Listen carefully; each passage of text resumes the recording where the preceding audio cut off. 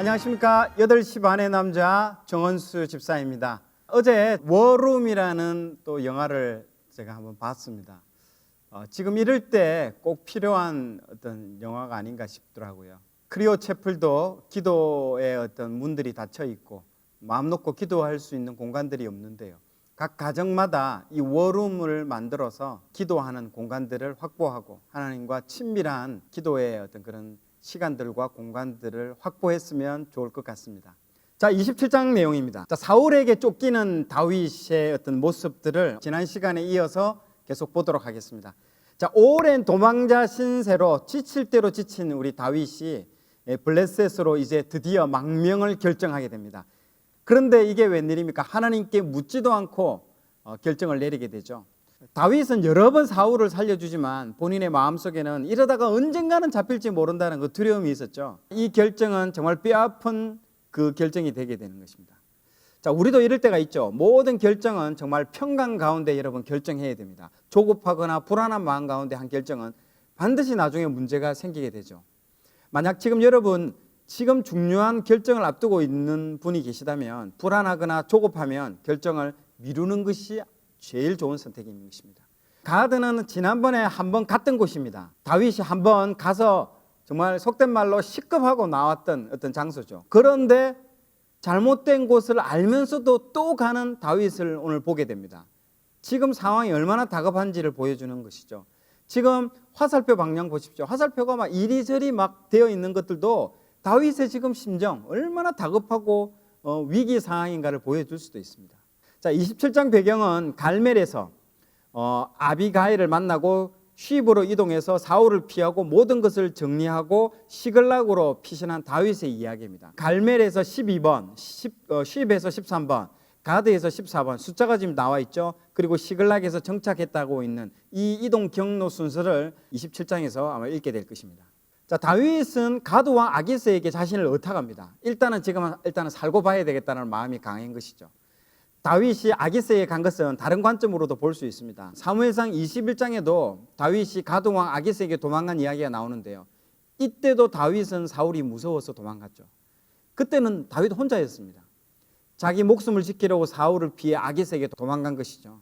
하지만 사무엘상 이 27장에 나오는 다윗은 자기 목숨 하나 부지하려고 가드왕 아기스에게 도망친 게 아닙니다. 그때 다윗은 혼자가 아니었어요. 다윗 주변에 사람들이 모여들었습니다. 이미 다윗은 600명 정도의 무리가 되는 대장이 되었습니다. 가족들을 다 합치면 아마 수천 명이 넘었을 것입니다. 다윗은 지도자이기 때문에 자기를 따르는 자들의 그 생명을 지킬 의무가 있었습니다. 그 이유 때문에 다시 가드왕 아기스에게 망명했다고 생각이 됩니다. 물론 하나님을 믿지 못한 잘못된 선택이기도 하지만 말이죠. 사무엘상 27장 1절부터 7절까지의 내용을 통독해 보도록 하겠습니다. 제27장. 다윗이 그 마음에 생각하기를 내가 후일에는 사울의 손에 붙잡히리니 블레셋 사람들의 땅으로 피하여 들어가는 것이 좋으리로다. 사울이 이스라엘 온 영토 내에서 다시 나를 찾다가 단념하리니 내가 그의 손에서 벗어나리라. 다윗이 일어나 함께 있는 사람 600명과 더불어 가드왕 마옥의 아들 아기스에게로 건너가니라. 다윗과 그의 사람들이 저마다 가족을 거느리고 가드에서 아기스와 동거하였는데 다윗이 그의 두 아내 이스라엘 여자 아히노함과 나발의 아내였던 갈멜 여자 아비가일과 함께 하였더니 다윗이 가드에 도망한 것을 어떤 사람이 사울에게 전하매 사울이 다시는 그를 수색하지 아니하니라. 다윗이 아기스에게 이르되 바라건대 내가 당신께 은혜를 입었다면 지방 성읍 가운데 한 곳을 내게 주어 내가 살게 하소서. 당신의 종이 어찌 당신과 함께 왕도에 살리이까. 아기스가 그날에 시글락을 그에게 주었으므로 시글락이 오늘까지 유다 왕에게 속하니라. 다윗이 블레셋 사람들의 지방에 산 날 수는 1년 4개월이었더라. 아멘. 사무엘상 27장 8절에서 12절 내용입니다. 자, 다윗이 가드왕 아기스가 준 시글락에 머물면서 이스라엘을 공격한 게 아니라 이스라엘의 원수들을 공격하는 내용이 여기 이 장면에 나옵니다. 한마디로 다윗이 가드왕 아기스를 속인 것입니다. 다윗과 그 무리들이 시글락에 머물면서 여러 지역들을 습격했는데요. 특히 이스라엘의 대적인 아말렉 사람들을 습격했고 남녀를 가리지 않고 한 사람도 살려두지 않습니다. 다 죽이고 양과 소와 나귀와 낙태와 옷을 전리품으로 가지고 아기스에게 돌아오게 됩니다.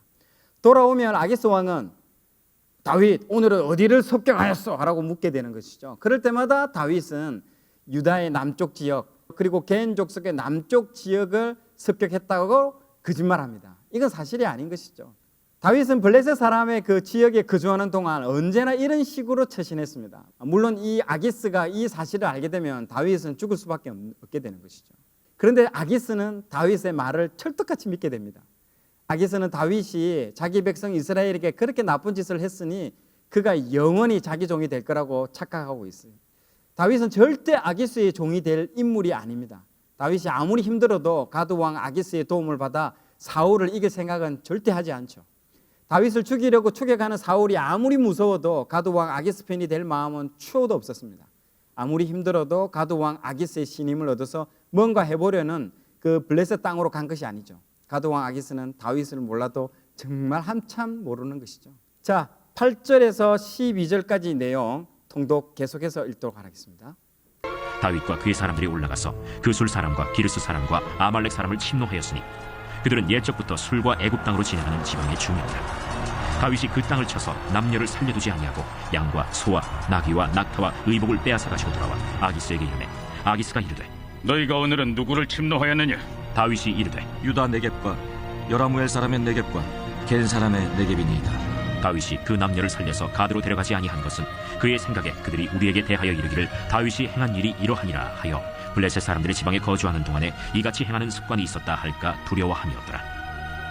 아기스가 다윗을 믿고 말하기를 다윗이 자기 백성 이스라엘에게 심히 미움을 받게 되었으니 그는 영원히 내 부하가 되리라. 하고 생각하니라. 아멘. 우리 27장에서 주는 교훈은요, 정말 가드왕 아기스도 다윗에 대해 정말 잘 모르고 있다라고 생각이 듭니다. 그리고 다윗도 아기스에 대해서 잘못 생각하고 있었던 것이죠. 정말 오직 하나님의 생각만 옳다는 것이죠. 아기스의 생각도 다윗의 생각도 다 틀렸습니다. 아기스는 결코 믿을 수 있는 대상이 아닌 것이죠. 27장을 통해서 주시는 교훈은 바로 이것입니다. 오직 하나님만이 다윗이 믿을 수 있는 유일한 분이시라는 것이죠. 자, 28장 초반에는 아기스가 다윗에게 이스라엘과의 그 전쟁에 블레셋 편으로 참가하라고 요구를 합니다. 자, 이것은 정말 곤혹스러운 장면이죠. 앞으로 이스라엘 왕이 될 사람인데 자기 민족에게 칼을 겨눠야 하고 이것은 나중에 왕이 되는데 결정적인 결격 사유가 되는 심각한 상황입니다. 그렇다고 블레셋 아기스 왕의 요청을 거절하면 죽을 수밖에 없는 또 상황이 되는 것이죠. 정말 다윗의 입장에서는 진퇴양난의 상황에 직면한 것이죠. 이래서 다윗이 블레셋으로 가면 안 되는 것이었죠. 하나님께 묻지 않고 들어간 결과인 것이죠. 자신의 꾀로, 자신의 생각으로 만든 그 쓴 열매를 이제 받게 되는 것이죠. 자, 어쨌든 다윗은 지금 상황에서 따라갈 수밖에 없는 상황이었습니다. 블레셋 군대가 모여서 이제 수넴에, 지금 지도상에서 보는 이 수넴에 진을 딱 쳤습니다. 사울도 온 이스라엘 군대를 집결시켜서 어디에? 갈보아 그 산에서 진을 딱 쳤습니다. 사울은 블레셋 군의 진들을 보고 두려워서 이제 마음이 몹시 막 흔들리고 떨렸습니다. 사울이 여호와께 물었으나 여호와께서는 그 어떤 답도 그에게 대답해 주지 않으셨습니다. 그래서 사울은 자기 신하들에게 여자 무당을 한 사람 있는지 한번 찾아보라고 명령했습니다. 사울이 직접 그 여인을 찾아가서 물어볼 게 있다면서요. 사울의 신하들이 그에게 엔돌, 지금 그 지도상의 맨 상단 맨 위에 있는 그 엔돌이 있죠. 그게 엔돌에 있는 영험한 무당이 한 사람이 있다라고 대답을 딱 해주죠. 신접한 여인이라고 딱 나오는데요. 그 신접한 여인이 무당을 맡듯하는 것입니다.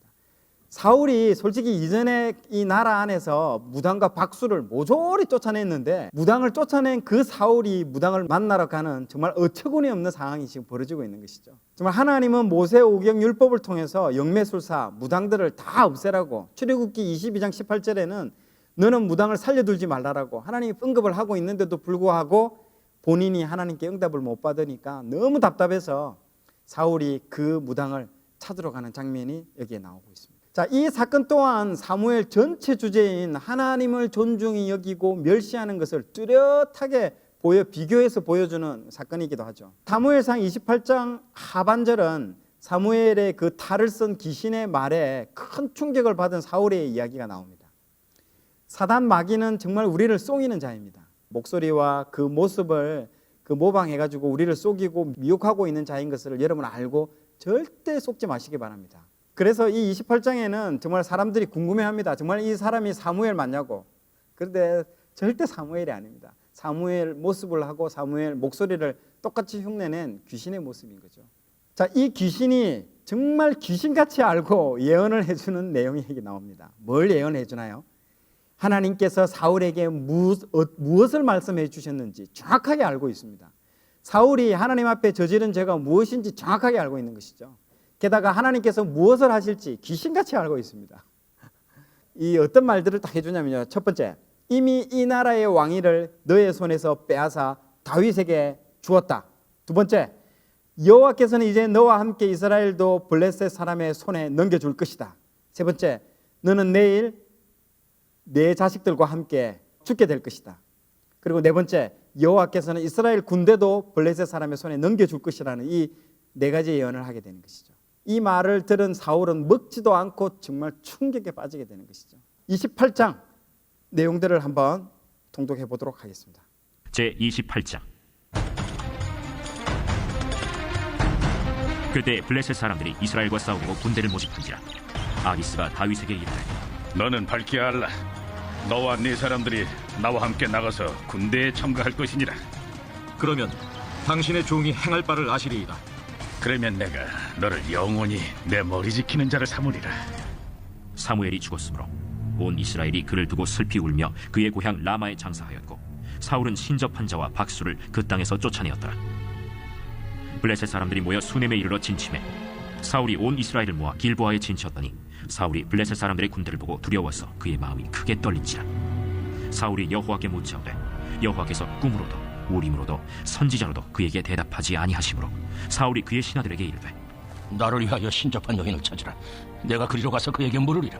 그의 신하들이 그에게 이르되 보소서, 엔돌에 신접한 여인이 있나이다. 사울이 다른 옷을 입어 변장하고 두 사람과 함께 갈새 그들이 밤에 그 여인에게 이르러서는 사울이 이르되 청하노니 나를 위하여 신접한 술법으로 내가 네게 말하는 사람을 불러올리라. 내가 사울이 행한 일, 곧 그가 신접한 자와 박수를 이 땅에서 멸절시켰음을 아나니 내가 어찌하여 내 생명의 올무를 놓아 나를 죽게 하려느냐. 사울이 여호와의 이름으로 그에게 맹세하여 이르되 여호와께서 살아계심을 두고 맹세하노니 내가 이 일로는 벌을 당하지 아니하리라. 내가 누구를 내게로 불러올리랴. 사무엘을 불러올리라. 여인이 사무엘을 보고 큰 소리로 외치며 사울에게 말하여 이르되 당신이 어찌하여 나를 속이셨나이까. 당신이 사울이시니이다. 두려워하지 말라. 내가 무엇을 보았느냐. 내가 영이 땅에서 올라오는 것을 보았나이다. 그의 모양이 어떠하냐. 한 노인이 올라오는데 그가 겉옷을 입었나이다. 사울이 그가 사무엘인 줄 알고 그의 얼굴을 땅에 대고 절하니라. 사무엘이 사울에게 이르되 내가 어찌하여 나를 불러올려서 나를 성가시게 하느냐. 나는 심히 다급하니이다. 블레셋 사람들은 나를 향하여 군대를 일으켰고 하나님은 나를 떠나서 다시는 선지자로도 꿈으로도 내게 대답하지 아니하시기로 내가 행할 일을 알아보려고 당신을 불러 올렸나이다. 여호와께서 너를 떠나 내 대적이 되셨거늘 내가 어찌하여 내게 묻느냐. 여호와께서 나를 통하여 말씀하신 대로 내게 행하사 나라를 내 손에서 떼어 내 이웃 다윗에게 주셨느니라. 내가 여호와의 목소리를 순종하지 아니하고 그의 진노를 아말렉에게 쏟지 아니하였으므로 여호와께서 오늘 이 일을 내게 행하셨고 여호와께서 이스라엘을 너와 함께 블레셋 사람들의 손에 넘기시리니 내일 너와 네 아들들이 나와 함께 있으리라. 여호와께서 또 이스라엘 군대를 블레셋 사람들의 손에 넘기시리라. 사울이 갑자기 땅에 완전히 엎드러지니 이는 사무엘의 말로 말미암아 심히 두려워하며 또 그의 기력이 다하였으니 이는 그가 하루 밤낮을 음식을 먹지 못하였음이니라. 그 여인이 사울에게 이르러 그가 심히 고통당함을 보고 그에게 이르되 여종이 왕의 말씀을 듣고 내 생명을 아끼지 아니하고 왕이 내게 이르신 말씀을 순종하여 싸우니 그런즉 청하건대 이제 당신도 여종의 말을 들으사 내가 왕 앞에 한 조각 떡을 드리게 하시고 왕은 잡수시고 길 가실 때에 기력을 얻으소서 하니 사울이 거절하여 이르되 내가 먹지 아니하겠노라. 그의 신하들과 여인이 강권하며 그들의 말을 듣고 땅에서 일어나 침상에 앉으니라. 여인의 집에 살찐 송아지가 있으므로 그것을 급히 잡고 가루를 가져다가 뭉쳐 무교병을 만들고 구워서 사울 앞에와 그의 신하들 앞에 내놓으니 그들이 먹고 일어나서 그 밤에 가니라. 아멘. 여러분들 방금 읽었던 28장 6절을 한번 성경을 한번 펴서 한번 보시기 바랍니다. 사울이 기도를 하고 물었는데도 하나님이 아무런 응답을 안 할 때에 28장 6절에 꿈으로도 우림으로도 대답하지 않겠다라고 말하는 내용이 나오게 됩니다. 이제 여기서 우림이라는 게 무엇인지 여러분들 잘 모르시는 분들이 있어가지고요. 별도로 지금 설명을 좀 하도록 하겠습니다. 이 우림은 지금 보고 계시는 이 바둑돌 모양으로 생긴 이게 우림과 둠밈입니다. 하나님께서 숨은 일을 빛으로 드러내시고 공정하게 재판하신다라는 뜻이고요. 우림은 빛이라는 뜻이고요. 둠밈은 완전이라는 뜻입니다. 그래서 거룩한 제비, 하나님의 뜻을 분별할 때, 판별할 때에 이것을 사용합니다. 어떤 식으로 판별하느냐 하면요. 지금 대제사장의 예복이 있는데 저기 동그랗게 지금 빨간색으로 지금 표시되어 있는 그 동그랗게 되어 있는 흉패 안에다가 그 바둑돌 모양의 그 두 개를 그 흉패 안에다 넣습니다. 그래서 그리고 난 이후에 하나님께 기도하고 만약에 블레셋하고 전쟁을 한다 하면 하나님 이 블레셋과 전투에 나아가리까 그냥 기다릴까 이렇게 하나님께 기도하고 손을 여기 흉패 안에다가 집어넣어서 그 바둑돌 둘 중에 하나를 딱 꺼내는 겁니다. 그러면 하나님께서 그것을 물어보고 예 아니오로 결정되는 그런 부분인 것이죠. 자, 그래서 이런 우림과 둠밈은 하나님께서 여러 번 사용해라고 한 모세오경에 한 3-4번 정도 나옵니다. 여러 번 언급됩니다. 이것을 적극적으로 사용하라고 하나님께서 언급을 하죠. 신약에 가서는 제비를 뽑는 거라든지 이런 것들이 다 이 우림과 둠밈으로부터 근거가 됐다라고 여러분들이 이해하시면 됩니다. 그리고 이 우림과 둠밈은 지금 그 예일 대학교, 미국 그 세계적인 명문 대학교죠. 이 예일 대학교 문양에 보시면 우림과 둠밈으로 되어 있습니다. 실제 이 히브리어는 오른쪽에서부터 왼쪽으로 읽기 때문에 우림이 오른쪽에 먼저 있고요. 왼쪽이 둠밈으로 되어 있습니다. 실제 여러분들 그 미국의 지금 명문대 하버드, 예일, 프린스턴 이런 대학교들은 다 처음 출발이 성직자를 양성하기 위해서 만든 대학교들입니다. 여러분들 참고하시면 될 것 같습니다. 자, 다음 29장입니다. 자, 블레셋은 큰 군대를 소집하고 다윗도 이제 이 전쟁에 참여시켜서 아벡까지 와서 이제 집결하게 됩니다. 정말 일촉즉발의 어떤 그런 상황입니다. 이스라엘도 이스라엘 샘 곁에 진을 치고 대치하는 국면들을 나타내고 있죠. 사무엘상 29장은 가드왕 아기스가 다윗을 자기의 부하로 그리고 이스라엘과의 전쟁에 참여시키려고 이제 했지만은 블레셋 지휘관들의 어떤 반대가 이제 일어나게 되는 것이죠. 다윗을 이스라엘과의 전쟁에 절대로 참가시킬 수 없다라는 것들이 이 아기스 왕의 그 부하들의 어떤 공통된 의견들입니다. 블레셋과 이스라엘 전투에 이스라엘 사람 다윗이 전투에 참여했다는 것은 너무 위험하다는 거죠. 다윗이 갑자기 마음을 바꿔서 이스라엘과 딱 손을 잡고 블레셋을 공격하면 큰일 납니다. 그래서 아기스 왕이 다윗에게 떠나라고 그 부하들의 어떤 그 의견들을 그냥 받아들이고 이제 다윗에게 떠나라고 명령하게 되죠. 다윗은 정말 하나님의 은혜로 이 위기 상황을 모면하게 되는 내용이 여기에 29장에 등장하게 됩니다. 블레셋 왕이 떠나라고 하니까 다윗이 아쉬워하며 왜 저에게 싸우지 못하게 합니까? 하면서 이런 연기하는 모습도 나오는데요. 이것 또한 정말 재미있는 포인트입니다. 다윗의 연기하는 것 장면도 아마 재미있게 보시면 아마 재미있을 것 같습니다. 자, 29장 사무엘 29장 읽도록 하겠습니다. 제29장. 블레셋 사람들은 그들의 모든 군대를 아벡에 모았고 이스라엘 사람들은 이스라엘에 있는 샘 곁에 진쳤더라. 블레셋 사람들의 수령들은 수백 명씩 수천 명씩 인솔하여 나아가고 다윗과 그의 사람들은 아기스와 함께 그 뒤에서 나아가더니 블레셋 사람들의 방백들이 이르되 이 히브리 사람들이 무엇을 하려느냐? 아기스가 블레셋 사람들의 방백들에게 이르되 이는 이스라엘 왕 사울의 신하 다윗이 아니냐? 그가 나와 함께 있은 지 여러 날 여러 해로되 그가 망명하여 온 날부터 오늘까지 내가 그의 허물을 보지 못하였노라. 블레셋 사람의 방백들이 그에게 노한지라. 블레셋 방백들이 그에게 이르되 이 사람을 돌려보내어 왕이 그에게 정하신 그 처소로 가게 하소서. 그는 우리와 함께 싸움에 내려가지 못하리니 그가 전장에서 우리의 대적이 될까 하나이다. 그가 무엇으로 그 주와 다시 화합하리이까? 이 사람들은 머리로 하지 아니하겠나이까? 그들이 춤추며 노래하여 이르되 사울이 죽인 자는 천천히요 다윗은 만만이로다 하던 그 다윗이 아니니까.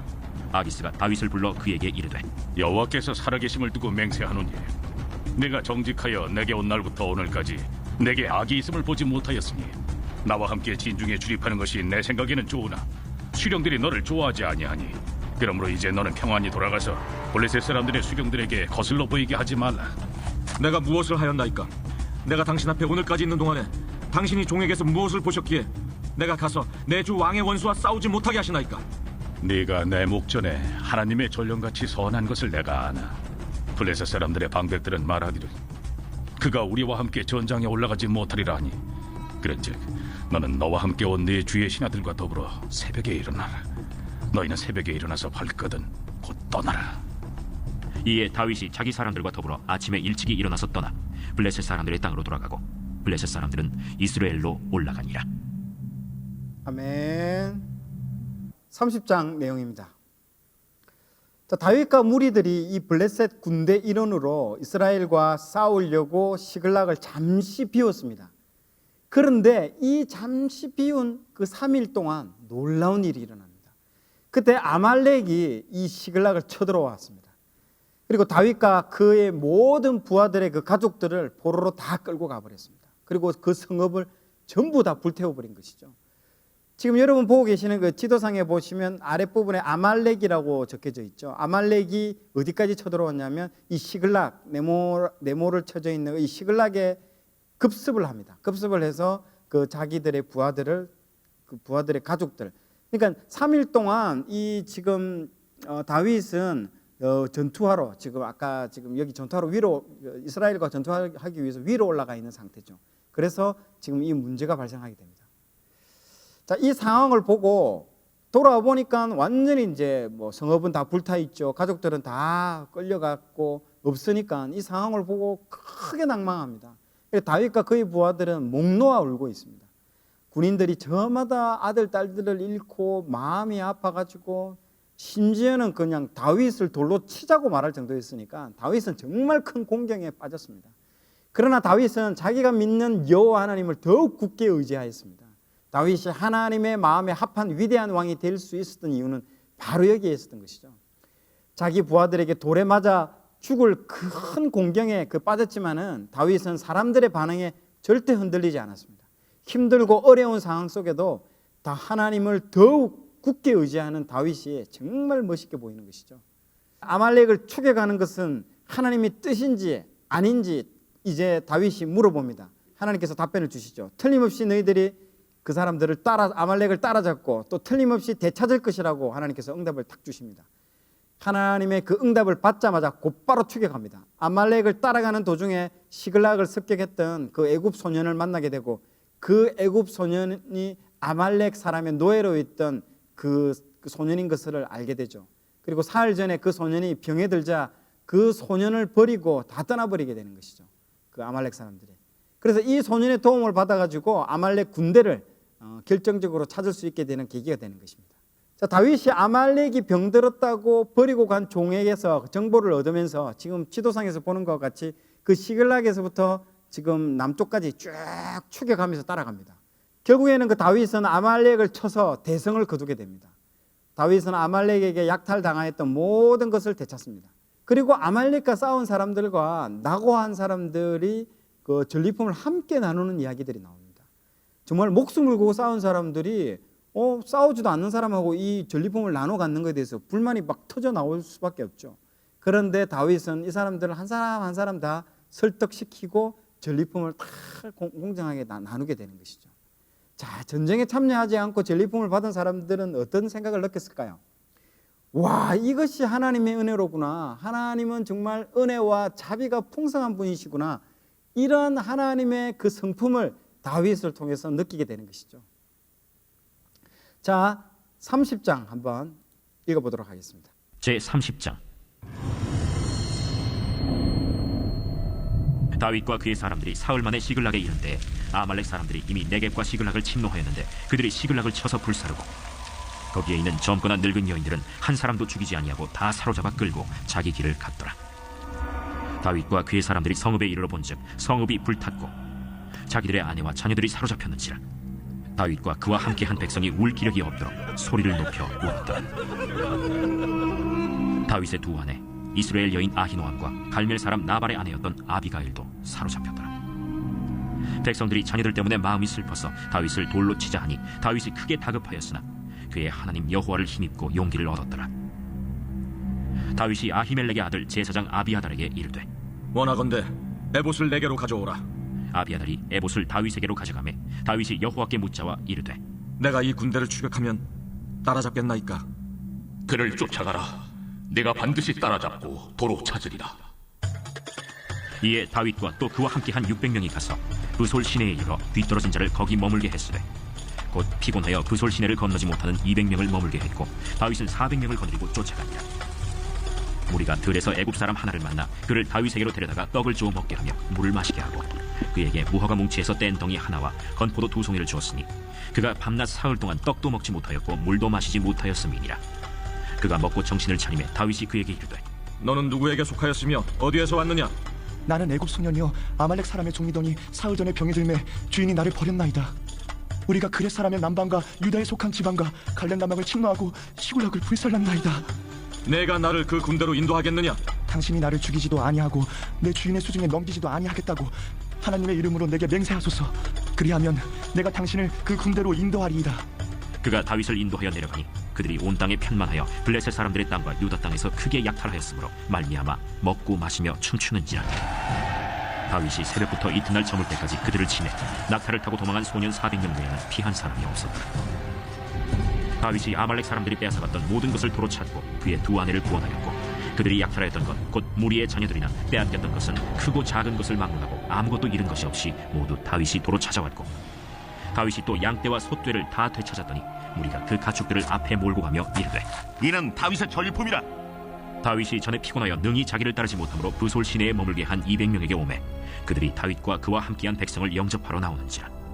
다윗이 그 백성에게 이르러 문안하매 다윗과 함께 갔던 자들 가운데 악한 자와 불량배들이 다 이르되 그들이 우리와 함께 가지 아니하였은즉 우리가 도로 찾은 물건은 무엇이든지 그들에게 주지 말고 각자의 처자만 데리고 떠나가게 하라. 나의 형제들아, 여호와께서 우리를 보호하시고 우리를 치러 온 그 군대를 우리 손에 넘기셨은즉 그가 우리에게 주신 것을 너희가 이같이 못하리라. 이 일엔 누가 너희에게 듣겠느냐? 전장에 내려갔던 자의 분깃이나 소유물 곁에 머물렀던 자의 분깃이 동일할지니 같이 분배할 것이니라. 그날부터 다윗이 이것으로 이스라엘의 율례와 규례를 삼았더니 오늘까지 이르니라. 다윗이 시글락에 이르러 전리품을 그의 친구 유다 장로들에게 보내어 이르되 보라, 여호와의 원수에게서 탈취한 것을 너희에게 선사하노라 하고 베델에 있는 자와 남방 라못에 있는 자와 얏딜에 있는 자와 아로엘에 있는 자와 신못에 있는 자와 에스드모아에 있는 자와 나갈에 있는 자와 여라무엘 사람의 성읍들에 있는 자와 겐 사람의 성읍들에 있는 자와 홀마에 있는 자와 고라산에 있는 자와 아닥에 있는 자와 헤브론에 있는 자에게와 다윗과 그의 사람들이 왕래하던 모든 곳에 보내었더라. 아멘. 예, 31장. 자, 사무엘상 31장은 이제 마지막 사무엘상을 대단원의 막을 내리는 마지막 장입니다. 정말 여기 이 31장은 사울과 요나단이 블레셋과 전쟁에서 죽는 이야기들이 여기에 나오게 됩니다. 그리고 동시에 길르앗 야베스 사람들이 사울과 요나단의 그 시체를 찾아서 매장한 아름다운 감동적인 이야기도 동시에 등장하게 되는 것이죠. 사울은 블레셋과 전투에서 최후를 맞이하게 됩니다. 정말 인본주의 왕의 끝이 어떤지를 잘 보여주는 장면인데요. 정말 이 사울이 마지막으로 죽는 장면도 정말 인간적이고 인본주의적인 모습들을 보여주고 있습니다. 자, 사무엘상에서는요, 주인공 다윗의 이야기도 재밌지만요, 이런 조연들의 역할이 더 감동을 줍니다. 좋은 드라마나 영화를 우리가 보게 되면 정말 이 주인공을 받쳐주는 조연들의 역할이 엄청 중요합니다. 사무엘상에서는요, 요나단과 길르앗 야베스 용사들이 정말 감동적인 장면들을 연출해내고 있습니다. 요나단은 다윗과의 우정으로 유명하지만 이 길르앗 야베스도 우리에게 큰 감동을 줍니다. 이 이야기를 알려면 그 사무엘상 초반에 나오는 그 스토리를 알아야 됩니다. 자, 사무엘상 11장 초반절에 보면 사울이 당시 성령에 충만하여서 이 기도상으로 보면 암몬의 공격을 받던 그 길르앗 야베스 사람들을 구원해주는 이야기가 딱 등장합니다. 블레셋 군인들이 그 사울의 갑옷을 아스타롯의 신전에 보관하고 사울의 시신을 벳산 성벽에 딱 매달아 두었습니다. 길르앗 야베스의 그 주민들은 블레셋 사람들이 사울에게 한 일을 전해 들은 것이죠. 그래서 그들은 사울이 베푼 은혜를 기억하고 길르앗 야베스 사람들이 특공대를 구성해서 목숨을 걸고 적진을 뚫고 들어가서 사울의 시신을 거두어서 장사를 지내주옵니다. 정말 은혜를 갚은 아름다운 이야기가 여기에 등장하는 것이죠. 자, 사무엘상 31장 이야기들을 한번 읽도록 하겠습니다. 제 31장. 블레셋 사람들이 이스라엘을 침해 이스라엘 사람들이 블레셋 사람들 앞에서 도망하여 길보아 산에서 엎드러져 죽으니라. 블레셋 사람들이 사울과 그의 아들들을 추격하여 사울의 아들 요나단과 아비나답과 말기수아를 죽이니라. 사울이 패전함에 활 쏘는 자가 따라잡니 사울이 그 활 쏘는 자에게 중상을 입은지라. 그가 무기를 든 자에게 이르되 내 칼을 베어 그것으로 나를 찌르라. 할례받지 않은 자들이 와서 나를 찌르고 모욕할까 두려워하더라. 무기를 든 자가 심히 두려워하여 감히 행하지 아니하는지라. 이에 사울이 자기의 칼을 뽑아서 그 위에 엎드러지매 무기를 든 자가 사울이 죽음을 보고 자기도 자기 칼 위에 엎드러져 그와 함께 죽으니라. 사울과 그의 세 아들과 무기를 든 자와 그의 모든 사람이 다 그날에 함께 죽었더라. 골짜기 저쪽에 있는 이스라엘 사람과 요단 건너쪽에 있는 자들이 이스라엘 사람들이 도망한 것과 사울과 그의 아들들이 죽었음을 보고 성읍들을 버리고 도망하매 블레셋 사람들이 이르러 거기에서 사니라. 그 이튿날 블레셋 사람들이 죽은 자를 벗기러 왔다가 사울과 그의 세 아들이 길보아 산에서 죽은 것을 보고 사울의 머리를 베고 그의 갑옷을 벗기고 자기들의 신당과 백성에게 알리기 위하여 그것을 블레셋 사람들의 땅 사방에 보내고 그의 갑옷은 아스다롯의 집에 두고 그의 시체는 벳산 성벽에 못 박음에 길르앗 야베스 주민들이 블레셋 사람들이 사울에게 행한 일을 듣고 모든 장사들이 일어나 밤새도록 달려가서 사울의 시체와 그의 아들들의 시체를 벳산 성벽에서 내려가지고 야베스에 돌아가서 거기서 불사르고 그의 뼈를 가져다가 야베스 에셀 나무 아래에 장사하고 7일 동안 금식하였더라. 아멘. 예, 이제 그 전체 성경을 다 사무엘상 전체를 다 읽게 되는데, 여러분 성경을 한번 펴서 사무엘 그 상 마지막 절인 13절의 내용을 한번 보시기 바랍니다. 자, 사무엘상 마지막 장 마지막 절인 그 13절에 보면 그 길르앗 야베스 사람들이 그 사울의 시신을 거두어서 에셀 나무 아래에 묻어 주었다라는 내용이 나옵니다. 자, 에셀 나무는 사막과 같은 그 척박한 땅에서 그 잘 자라는 그 나무입니다. 이 나무는 모래나 염분이 많은 곳에서도 정말 잘 자라는데요. 그 이유는 뿌리를 깊게는 그 100m 정도 더 깊이 내려서 깊은 곳에서 물을 쭉 빨아들이고 흡수하게 되는 것이죠. 에셀 나무는 사막을 여행하는 나그네들에게 쉬어갈 수 있는 좋은 그늘을 제공해 주기도 합니다. 여러분, 그 에셀 나무의 그늘이 다른 나무의 그늘보다도 무려 10도 정도 더 시원하다고 합니다. 그 이유가 무엇인지 궁금하시죠? 에셀 나무의 잎이 공기 중에 수분을 쫙 흡수합니다. 그래서 새벽녘에는 다량의 이슬을 딱 이게 그 에셀 나무가 머금고 있는데요. 그래서 새벽녘에 에셀 나무의 잎이 맺힌 이슬은 딱 보기만 해도 너무나 아름답습니다. 그리고 에셀 나무의 잎이 수없이 머금고 있는 그 반짝이는 이슬 방울들이 한낮의 그 뜨거운 태양열에 의해서 서서히 증발하게 되는데요. 증발하게 되면서 그 증발에 의해서 열을 빼앗아 가버린답니다. 그래서 에셀 나무 밑에 그늘은 주변 그 나무 다른 나무에 비해서 무려 10도 정도 시원한 온도를 유지한다고 합니다. 저도 저기에 누워가지고 한번 꿀잠 한번 잡았으면 좋겠습니다. 예, 그래서 그 밑에 쉬고 있는 그 나그네의 모습은 유대인들에게 광야와 같은 인생에서 정말 참된 안식을 표현하는 그 상징이 된 것입니다. 그러므로 광야에서 에셀 나무가 상징하는 것은 최고의 안식처라는 뜻이기도 하죠. 에셀 나무는 그래서 아브라함과 사울 그 부분에서 또 많이 등장하는데요. 아브라함은 브엘세바에서 블레셋과 아비멜렉과 화친 조약을 딱 맺을 때에 이 에셀 나무를 심었다라는 그 사건이 딱 거기에 등장하게 됩니다. 그리고 에셀 나무가 그 지역 간의 경계로, 즉 블레셋과 그 이 아브라함에 살고 있는 그 지역을 나누는 그 경계로 또 사용되기도 하죠. 그리고 사울의 이야기에 특별히 이 에셀 나무가 많이 나옵니다. 사울이 그 있을 때 초반에도 이 에셀 나무가 많이 나오고 있고요. 이 사울을 또 묻게 되는 마지막 사울의 죽음을 길르앗 야베스 주민들이 묻은 것도 이 에셀 나무 아래에 묻게 되는 것이죠. 참 이 인연이 많습니다. 당시 그 사울이 있었던 그 당시에는 왕궁도 없었던 그 시대였습니다. 그래서 사울 왕 시대에 사울은 그 자신의 고향인 기브아에는 자생하지 않는 이 에셀 나무를 의도적으로 많이 심었습니다. 그래서 그 밑에서 왕이 쉬는 곳으로 중요한 장소를 의미하기도 합니다. 또 왕이 이스라엘을 다스리고 있었던 곳을 상징하는 곳이기도 하였습니다.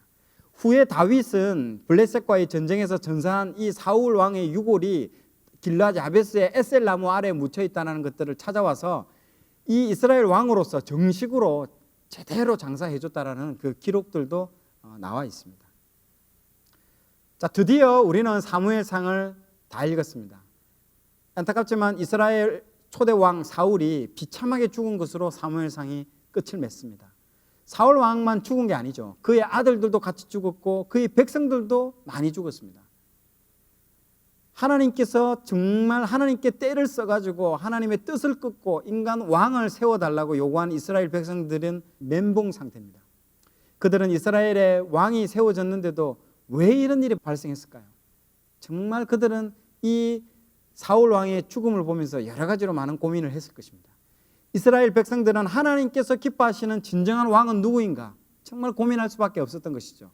사울이 진정한 왕인가? 다윗이 진정한 왕인가? 사무엘 하에서 또 계속 이어지게 되는 것입니다. 나누어 보세요. 왜 다윗은 가드왕 아기스에게 다시 찾아갔는가?